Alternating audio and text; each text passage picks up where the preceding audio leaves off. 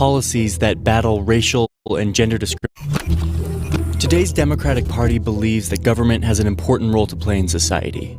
It fights against economic inequality. It advocates policies that battle racial and gender discrimination. But it wasn't always this way. The Democratic Party was once the party of white supremacy, supporting slavery and the Ku Klux Klan.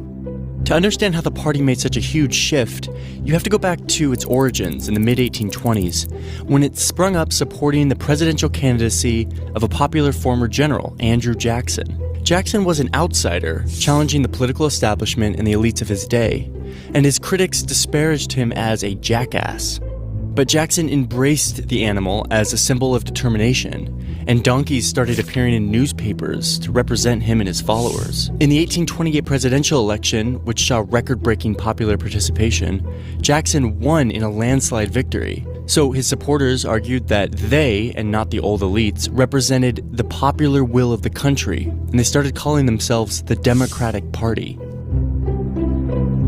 Jackson's administration immediately began expelling Native Americans living east of the Mississippi River, an issue that defined the new administration. After he signed the Indian Removal Act into law in 1830, 5 large tribes were rounded up and forcibly marched into territories and camps further west. And the Democrats' ambitions didn't stop there. In the 1840s, the party adopted the doctrine of manifest destiny, the idea that Americans, white Americans, were divinely entitled to dominate the whole North American continent. Democratic President James K. Polk put this idea into action, massively expanding U.S. holdings by annexing Texas, acquiring Oregon, and winning much of what's now the southwestern U.S. in a war with Mexico. But soon afterward, national politics devolved into bitter controversy over whether new states entering the Union should be permitted to allow slavery. Democrats said they should, since their support base was strongest in slaveholding states. Yet a new Northern party, the Republicans, sprang up in opposition to expanding slavery any further. When Republican Abraham Lincoln won the presidency, the South seceded and the Civil War began. Once the Civil War was over, the Republican Party was bitterly unpopular among white Southerners who wanted to maintain supremacy over former slaves. So the Democratic Party promised to limit federal government intervention on behalf of black citizens. Democrats became effectively the only political party in the South, aided by intimidation and suppression of black voters. Democrats also won on state and local levels, leading to the constant abuse of the rights of black citizens. As the 20th century began, the country was changing, and the Democratic Party was changing too. A handful of individuals and corporations had grown enormously rich and powerful, using their vast fortunes to influence politics. And as a reaction to this, some reformers began pushing an agenda of progressivism, arguing that the government should take more of a role in regulating big businesses and improving ordinary people's lives. At first, these progressive reformers were present in both parties. But it was Democrat Woodrow Wilson who won the presidency in 1912 and put much of this agenda into action over Republican resistance. So the Democratic Party became the main home for progressives, and the Republican Party became more the party of business.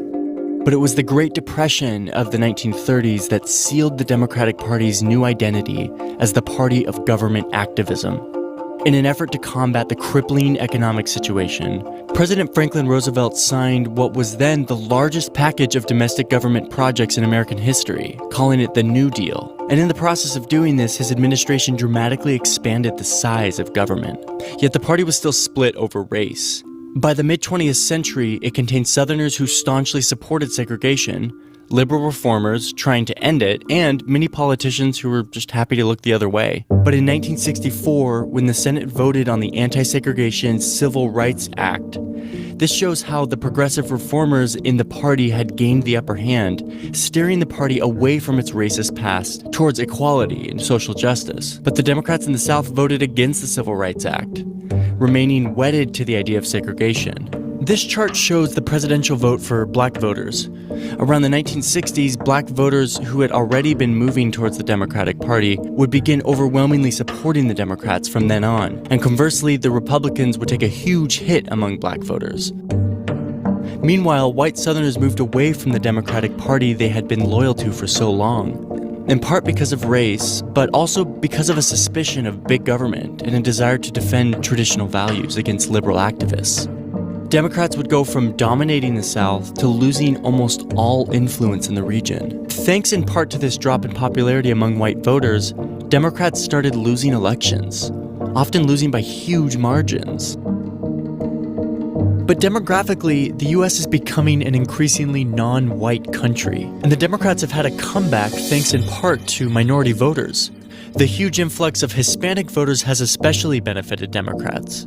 These demographic shifts helped the Democratic Party, once the advocates of white supremacy and slavery, to elect the first black president in 2008, showing just how much the party had changed over the years. Yet it's not entirely clear where the future of the Democratic Party will lie. But as America becomes more diverse, it's likely that the Democratic Party's appeal among minorities will continue to be its strength.